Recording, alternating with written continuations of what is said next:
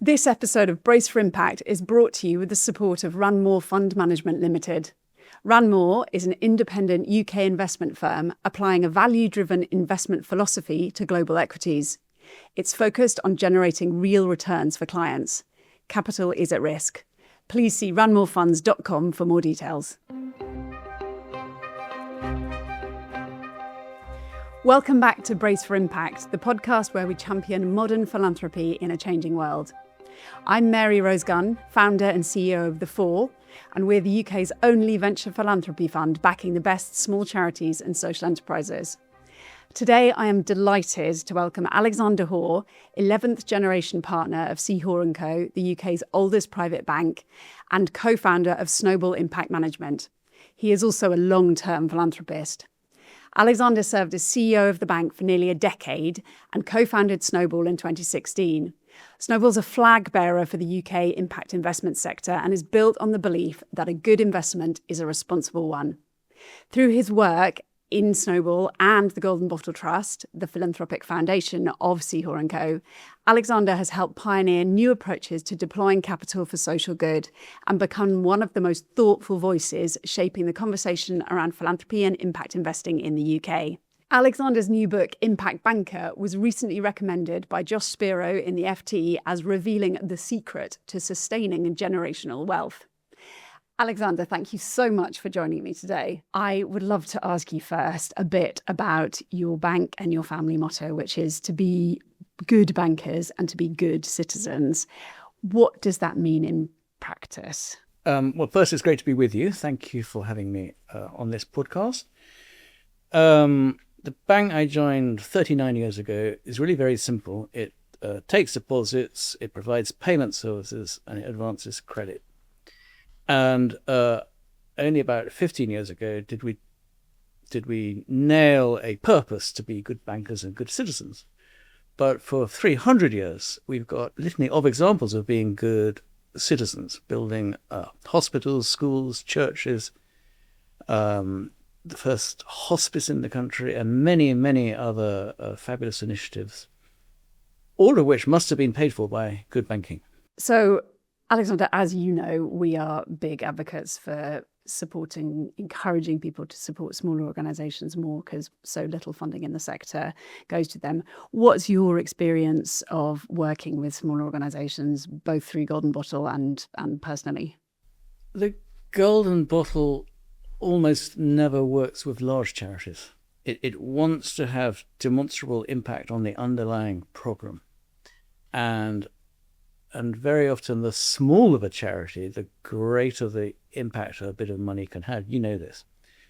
One of the charities we've been supporting much longer than we normally support is called Refu Aid. And Refu Aid was set up by two young women who had no relevant training in this field at all. But one of them spotted a guy stacking shelves in Lidl, got hold of him and turned him back into a brain surgeon, which is actually what he was in his home country. He's now a brain surgeon in the NHS. We got lots of lovely stories of small charities doing fabulous things like that. Are you saying essentially that the potential to have impact in your mind is much greater when you're working with smaller organisations that are pushing change? That shouldn't be the case. It should be the case that Save the Children, for example, can do some good things. But actually, if I wanted to save children, I would do it in a smaller charity. Tell us a little bit more about the Golden Bottle. It takes at the moment about 10% of profit from the bank. And how do you use that to not just promote the business, but also values within the family? So there are two sides to the Golden Bottle Trust. There's a grant-giving side and there's an endowment. The grant-giving side, we're giving about £6 million a year. And we do that in multiple ways. But the main money, we are a bit more thoughtful about. We've actually analysed what areas do we want to tackle, who are the best charities or social enterprises to tackle those areas, and we tackle them. And the endowment is about £30 million. And progressively, we have done more and more impact investing in that endowment, and it is now 100% invested for impact. And we suspect, it's very difficult to know, we suspect that the endowment is perhaps more impactful invested than the grants are donated. I'm definitely going to ask you more about that, because impact investing is something you clearly believe in very, very strongly, and you set up Snowball.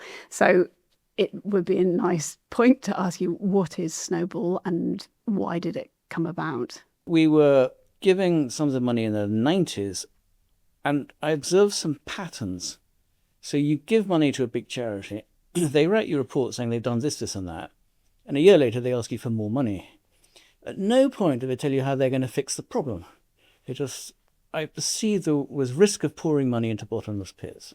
Then I came across Mohammed Younus's book, Banker to the Poor, and he is the kind of grandfather of microfinance. And microfinance done well is not a bottomless pit. The money circulates around a microfinance group, endlessly making it better off in theory. Come about 2010, I read Confessions of a Microfinance Heretic by Hugh Sinclair. And that put me off more microfinance. And anyway, I wanted to do more entrepreneurial stuff closer to home. And so I started making some impact investments. And this is 5 years or so before we got around to what was Project Snowball, which became Snowball. The first investment I made with Golden Bottle Trust money was actually in microfinance and chicken farming in Sierra Leone. And that is still going. It's underwater, but it's still there. It might yet produce good returns. I carried on making investments, some better than others. The problem was I had a day job. My day job was banking. And impact investing, like any investing, requires asset allocation. It requires due diligence of investments. It requires reporting, not only investment reporting, but also impact reporting. And it all got a little bit too much for me on my own. And that was when James Perry and I sat down on a sofa. I remember him looking me in the eye saying, a lot of your behavior is bipolar. Investing in maximizing, he's seeing me as an ordinary banker, investing in maximizing financial returns and so kind of screwing the social impacts is bipolar. And we agreed to collaborate, which obviously took a lot of weight off both of us. And we hired staff, and we were joined by 4, I think, other organizations. And Project Snowball was born to do impact investment really well. And by the way, we would not have formed Project Snowball if it was anybody else doing it really well, but there wasn't. We had to form our own organization. And the aim of the organization was not just to do impact investing really well. I mean, it was an aim, but the main aim was to do it so well that the City of London had to wake up and pay attention. If we started eating their lunch, sooner or later they would have to respond, hopefully in kind. So how would you define impact investing for somebody who's new to this and doesn't necessarily understand what the terminology means? So in my mind, an impact investment is intentionally and measurably going to deliver a social impact. However, in this field, definitions are really, really complicated and unhelpful, actually. But the bullseye is an investment which is intentionally, measurably going to deliver good impacts. And there are some. Give us an example of one of your favourite bullseye impact investments. In one of the funds, a German fund we Snowball invested in, was a company called Autica, I think. It employed autistic people who are really, really good at doing boring things. And these autistic people were put to testing software, testing over and over and over again. Brilliant software testing delivered for clients, but brilliant for the autistic people to have jobs which they enjoyed doing and could be paid for. Yeah, so basically impact investing is when it is the business is doing something it is good for society or for the planet alongside bringing a return to the investor, as opposed to, for people who are new to this, as opposed to pure philanthropy where you're not getting any financial return at all. It is just giving to charity. And I would be really interested to understand a bit more about what you look for when you're looking at social investments, and also when you're looking at doing philanthropy, because I know you're a big fan of catalytic funding, which is something that we know a lot about. But are you looking for similar things? And what are the differences? What are the things that you look for that are the same, and what are the things that you look for that are a bit different? Yeah, I think there is a common ground, which is in grant giving. I try to avoid pouring money into a bottomless pit, as I spoke earlier. So you're trying to look to things which will make a difference. And by the way, that excludes quite a lot of charities which don't make much difference in the long run. And the same with investments. Any good investment will have a financial return. But in fact, to be a good investment, is an investment which endures, is probably going to have some good impacts on at least on its customers, maybe on society. But it's a very complicated area. So if you take clean energy transition, a lot of people would say that's a good thing. Does that include building solar farms on thousands of acres of Oxfordshire land? That's a more nuanced, difficult thing. A lot of people think EdTech is a fantastic way of educating children. And a lot of mothers might say, I don't want my child on a screen all day. All of these things are very, very nuanced and basically subjective. Yeah. So you'll look at everything individually. And how does Snowball, so if somebody who is Snowball for in terms of the investors that you work with? Is it available to retail investors? How can people get involved if they're wanting to? And it's a way for, I assume, for the investors to, as you said, not have to do their own individual due diligence. They can buy into a collective. So Snowball was intended to be made available to the retail public, and at the moment you have to be a qualified high net worth investor to invest in Snowball. That means a minimum investment of £100,000 or something in Snowball. So most of the investors are very high net worth people and foundations and charities attached to high net worth people, who, by the way, are used to making their own decisions. And they probably got rich doing something in business. They're used to being business-like. Snowball is very small and couldn't afford hundreds and hundreds of analysts. So we decided to invest in funds who were doing this work. We did have the analysts. So our main influence is on the fund managers, actually, trying to get them to think deeply and probe deeply on the impact of their investments. Social investment is something that the world, particularly in the UK, got very excited about it sort of 15, nearing 20 years ago. And I remember you and I had a conversation probably about 10 years ago now, where you said in 25 years, you hoped that there would be no such thing as social investment, because all investment would also be looking at how it could create social good. How do you think we're getting on in terms of that shift? And the Adewale report that came out in 2019 and then was updated a few years ago, felt that the social investment market hasn't taken off as much as it was hoping. Do you agree with that, or? Yeah, I do, actually. I think it's difficult inventing a new asset class, and it takes a long time. Everything takes a long time. And if you look at a different asset class, look at cryptocurrencies. We've had the Bitcoin for quite a long time. There's a respectable case to be made that it would have died by now if it's going to die. But actually, new cryptocurrencies are coming along, stable coins. And it's not yet a stable, well understood and investable asset class by institutions. And the same, I think, would apply to social investment or impact investment. I think a lot will ride on the next generation. There's supposed to be a great wealth transfer taking place from the baby boomers to the whatever the next generation's called. And the next generation is supposed to be more female for some reason and much more caring. I'll believe it when I see it. But there's a lot riding on where this money ends up. And do you think that with the shifts that you're seeing, it's something that you're also noticing in your customers at the bank, in that they are moving and more interested in, or have they always, I mean, I know that the bank has such a strong philanthropic ethos that you have always had customers who are really interested in supporting the wider world, but are you noticing that there is a change in attitudes? We've got about 12,000 customer relationships, and I think there are about 12,000 ways of seeing this. So there's really a whole range of outlooks. There are some young people getting on doing amazing things in West Africa.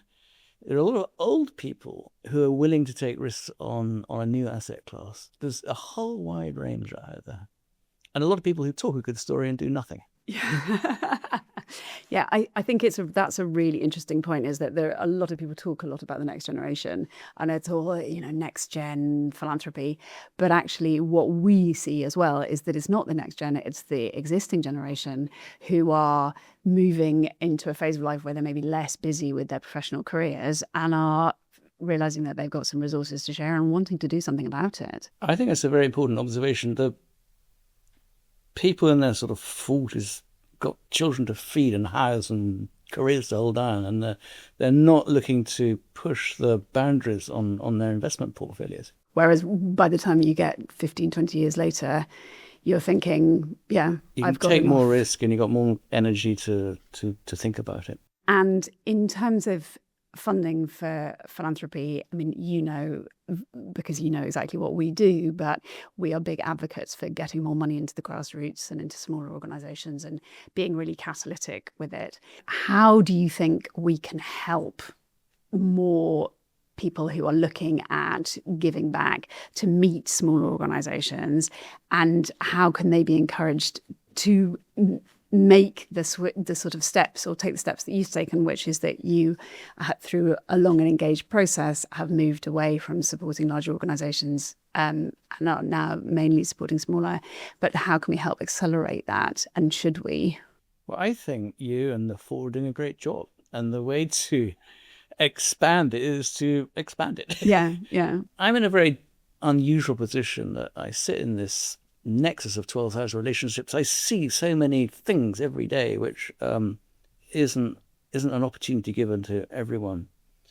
So they do need intermediaries who can make the introductions. And in terms of the social investment or impact investing world, what we hear from some quarters, and I'd be interested to understand a bit more about whether you would agree with this, is that there is a bit of a pipeline challenge and there aren't enough smaller socially investable opportunities coming through.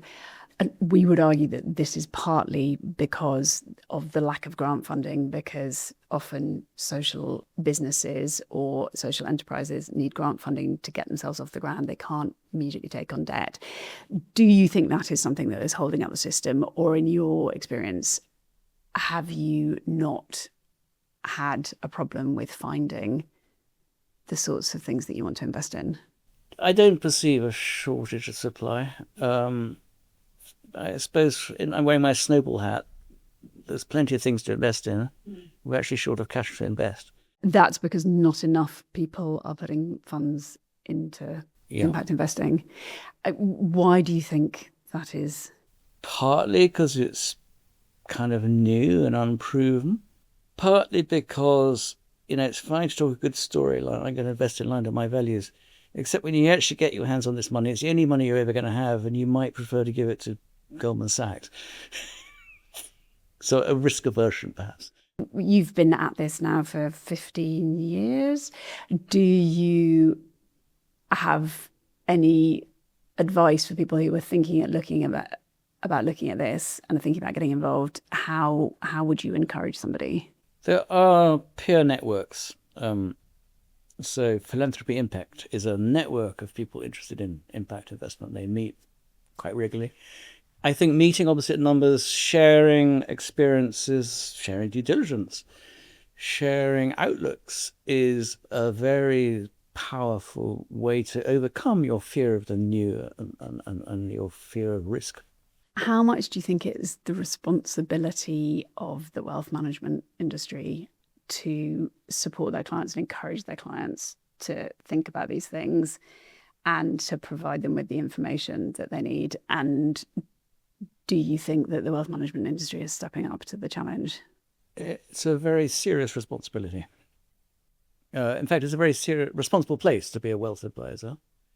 There are two or more hurdles. One is education, actually. A lot of these wealth advisors don't know a lot about this fairly nascent sector. So they need training, and we're training all of our bankers in impact investments. So you can get over that hurdle.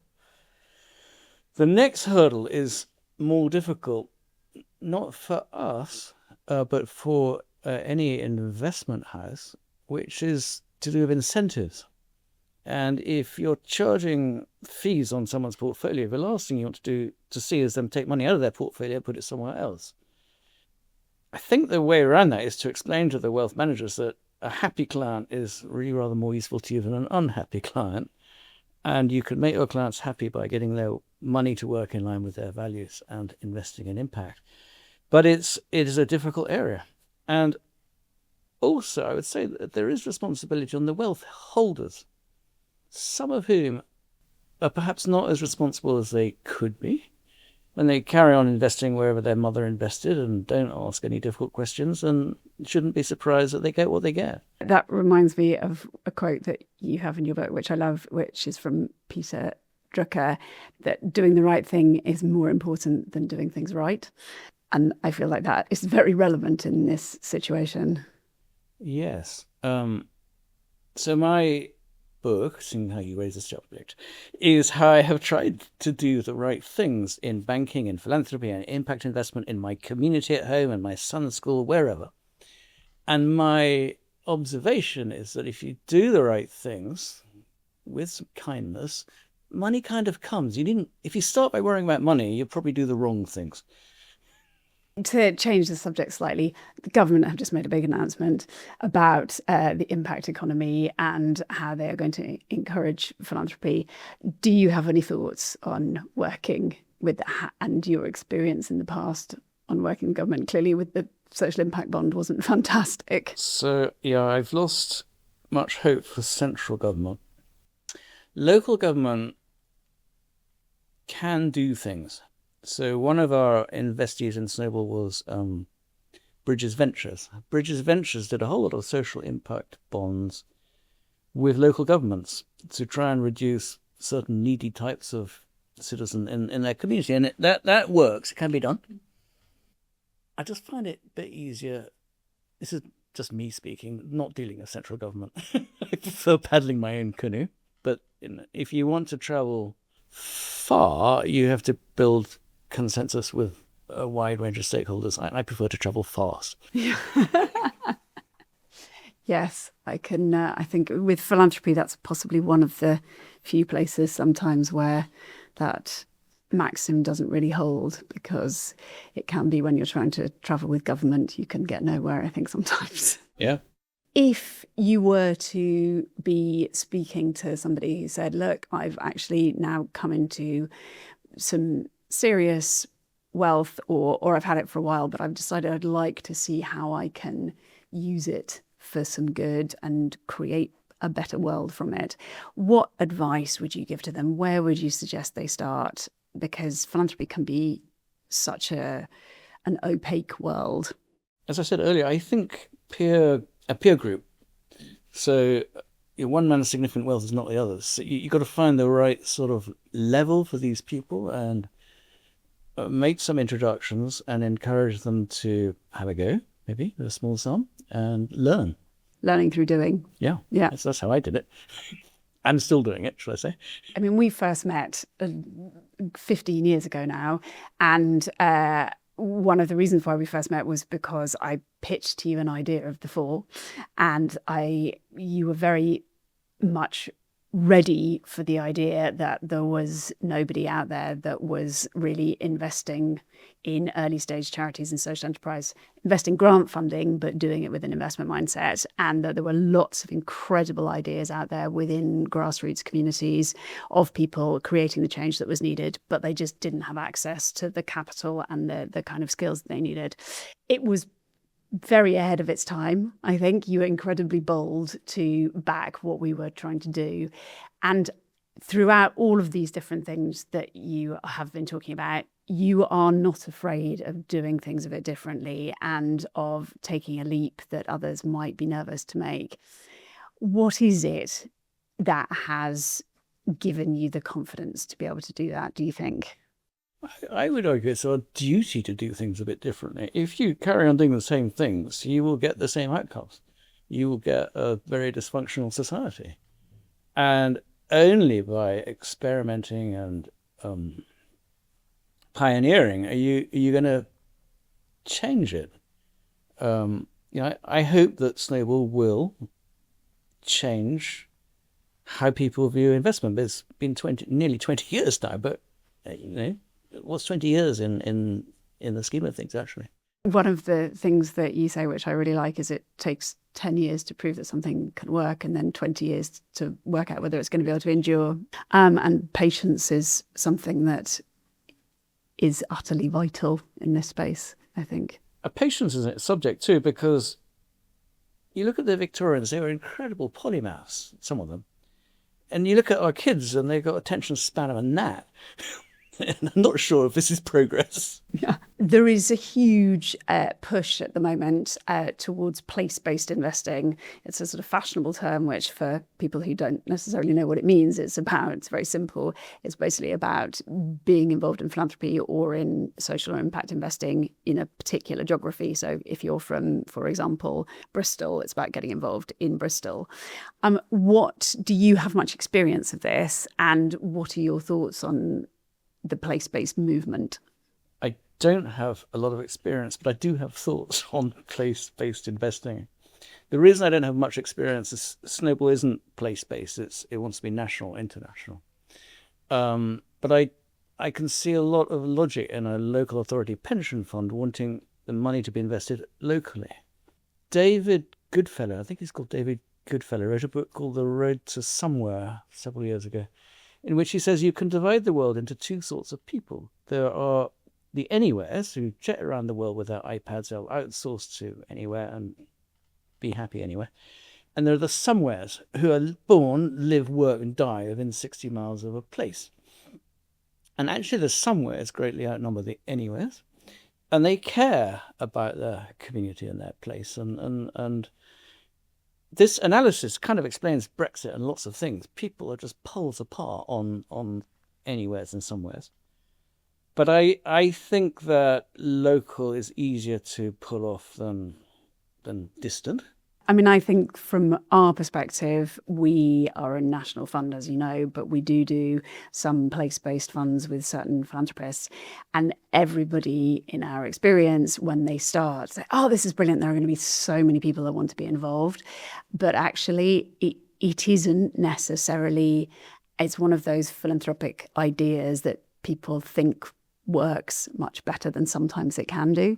And, if you have got people who are really willing to work together in a place-based activity, it's great, but it is, I'm not surprised completely by that experience. There's a general point. There's a lot of slips between a good idea and a good execution.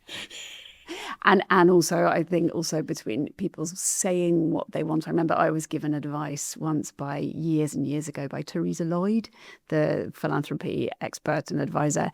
And she said that there are a lot of people who will tell you that if only this particular product or this particular vehicle existed, I would then be much more inclined to be incredibly generous and incredibly philanthropic. But she warned that there are a lot of people that will say that, but that doesn't necessarily mean that when it is in existence, they will. And I think it's her research which threw up that the wealthy people are meaner than the less wealthy. Which is, I think, shifting the recent research. But yes, that was it was a pretty staggering bit of data. That it's just enlightened self-interest to think more broadly than your own maximum short-term gain.